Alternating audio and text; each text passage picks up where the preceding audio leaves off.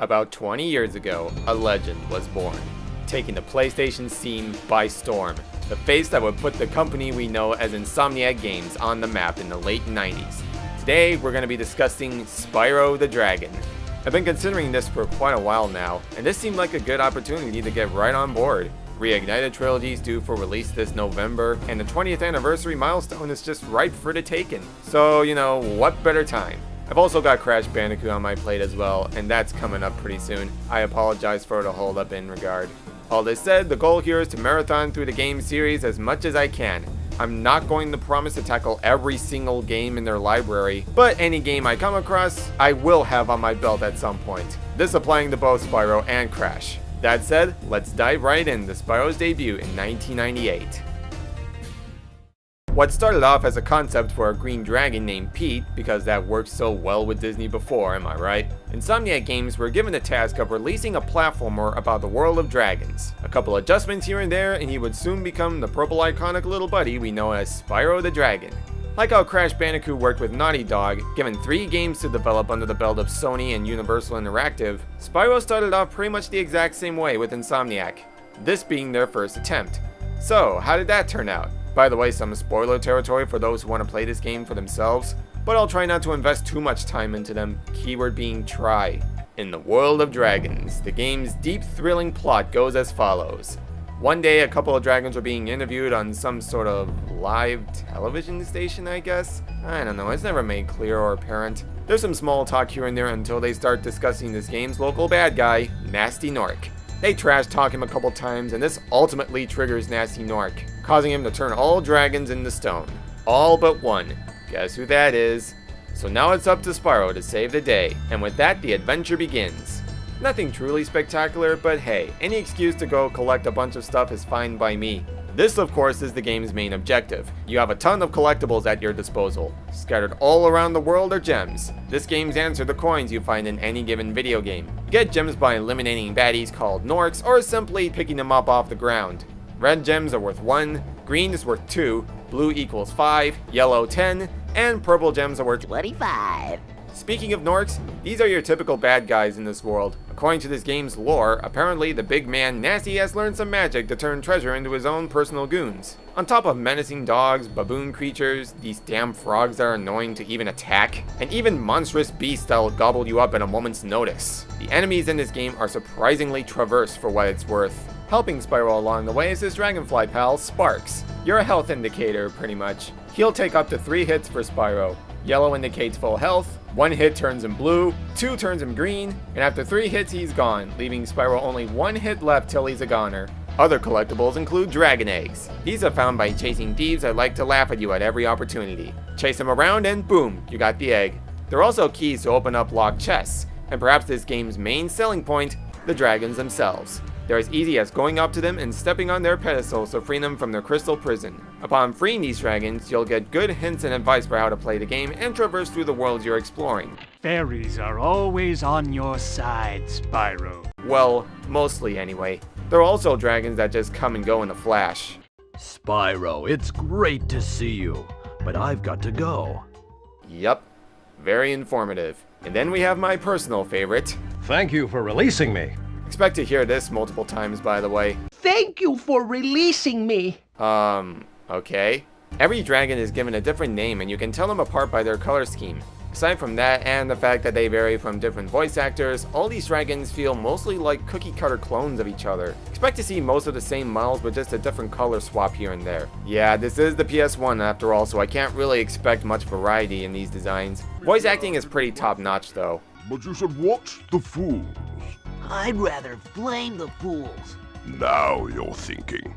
Not wanting to forget about the gameplay, let's jump into that for a bit. Spyro controls about as smooth as butter, to put it simply. X is to jump and glide from one spot to another, circle is your fire breath, square is to charge, and triangle is to look all around you or drop from a great height while gliding. You control the camera with the shoulder buttons L2 and R2, and roll around with L1 and R1, which plenty of people like to call out as being completely useless. Aside from dodging obstacles and enemies ready to pounce on you, I'm afraid to admit there's not much use for this ability, but the option's still there, so I guess that's something worth noting. Gameplay is simple but very manageable and won't take too much time to get used to. Along the way you'll find levels dedicated to flying, specifically in those special areas. Known as flight levels, there's one in each of the worlds you travel to. Simply knock out a couple targets in the time limit and you win. Simple as that. There's also levels that allow you to supercharge, increasing your charge speed to full maximum. Select worlds are dedicated to this little mechanic, and have become pretty infamous as a result to it. We all know the one. This next one's more minor, but I feel it's worth noting. Later levels will treat you to these fairies that prove that Spyro was definitely the ladies' man. One kiss is enough to give Spyro a more powerful flame breath that can even break through solid matter, for a limited time only. Graphically, the game looks outstanding for 1998 standards. Spyro's iconic, all the dragons look alright for what they're worth, and I feel the enemy models got the short end of the stick in this regard. Like, they're incredibly simplistic, but they get the job done for the PS1 anyhow. And let's not forget about that breathtaking music. Stuart Copeland, former member of the Police, really outdid himself working with Spyro. You'll definitely be humming these tunes for some time after listening.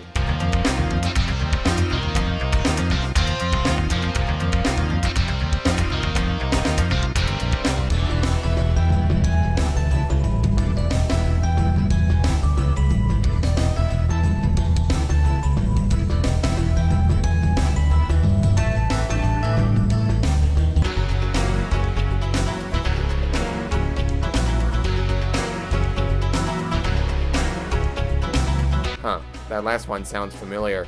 Each of the worlds are vast, open, and incredible to look at. That is, if you can forgive the fact that after a while you realize that these worlds become empty and barren, like gigantic sandboxes. This negative aside, the worlds themselves are pretty fascinating. We have the Artisan Home, considered as Spyro's birthplace. Lush, grassy meadows, beautiful atmosphere, castles and towns, definitely worth exploring. A great place to start you off.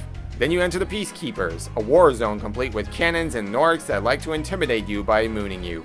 Charming. These worlds have a more dry desert setting, still teeming with a bit of life, such as this villa that gives me major Hispanic vibes, and this ice cavern that makes for a pretty good change of pace. Magic Crafters gives off a more relaxing winter theme, and there is magic aplenty, living up to its name. Namely from these druids that like to move obstacles and platforms all over. This world is especially riddled with thieves carrying dragon eggs for you to retrieve back. Oh, and there's this one level that saves you from falling off edges and such. That's pretty cool. Simply put, this world is beautiful and I love it quite a lot. Next is the Beastmakers, with some actual depth going into it. Basically, Nasty Nork took this once beautiful swamp and turned it into a toxic wasteland. And it shows as there is electricity coursing through the ground, bigger and tougher Norks running amok, and living man-eating plants. I am not kidding.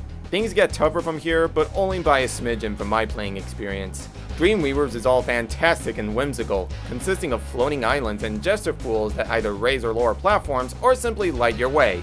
Said lights, by the way, turn seemingly cute animals into the monstrous beasts I mentioned beforehand. Stuff of nightmares right there. Fairies lend a helping hand in this world by forming whirlwinds for you or showering you in those magical kisses. Wizards and metallic knights run wild as well, among other creatures. And then there's Nasty's world. Hey, didn't I already free you? Yup, that we did. In fact, all the dragons in this world are completely recycled from other levels you visited. I feel this was pretty much due to time constraints at this point in development, but I like the idea that these dragons will be the selective few going after Nasty themselves, only to be frozen all over again. You traverse through machinist settings, barrels aplenty, and Norks wielding guns. Seriously, these guys don't hold back. All this exploration to finally reach Nasty Nork and put him in his place once and for all. And speaking of big bads, the bosses in this game. Oh boy. I want to go ahead and put a huge air quotation around bosses because they're all pretty much a complete and utter joke. A handful of the bosses, quote unquote, are fairly easy to skim through, and I'm not joking when I say this. The first boss, Toasty, I can kind of understand as it's the first world after all, but everyone else from here on out, even Nasty Nork himself, are completely laughable at best. Toasty's concept is pretty clever though, a sheep that's had enough of Spyro's flaming and wants to do something about it. Alright, fair enough. 3 simple hits and he's done. Next is Dr. Shump. You torch him when his back is turned. However, it's far too easy to land a hit before he even has a chance to attack. And this battle could be beat in literally seconds. There's literally a boss named Blowhard. Yup, Blowhard. Make all the jokes you want, internet.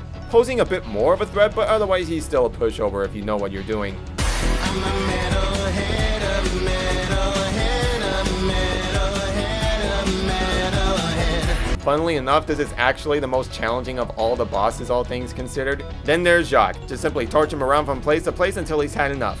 And the big guy, Nasty Nork. Where to begin? grab a couple keys, chase him around this territory for a bit, and after 2 hits, boom. You're toast, Nork. Note, 2 hits. 2 measly hits. I'm sorry, but this does not make for a final boss. Needless to say, this was pretty disappointing.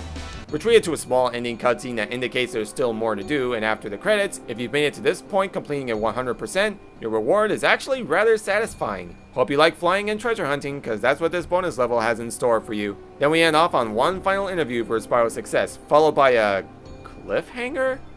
Yeah, don't worry kiddos, this won't be addressed in Spyro 2 whatsoever. Fortunately, this game turned out to be a success for Insomniac Games, and personally, I'd argue the very same. Yeah, the bosses are utter trash, and once you get down to it, it's very, very easy to beat this game. Like, I was able to 100% this game in about 3 or 4 hours, give or take. But in the midst of all these complaints, there's actually some fun to be had with this game. And for Spyro's first, it's really not all that bad. A slow, simple start, but still good enough to get you invested into the world of Spyro the Dragon. Do check it out if you're really curious to see how Spyro started out. Next game in the series is perhaps the most highly acclaimed in the original Spyro trilogy, and that we'll be delving into next time. Thanks for watching, and I'll be seeing you then. Later, folks.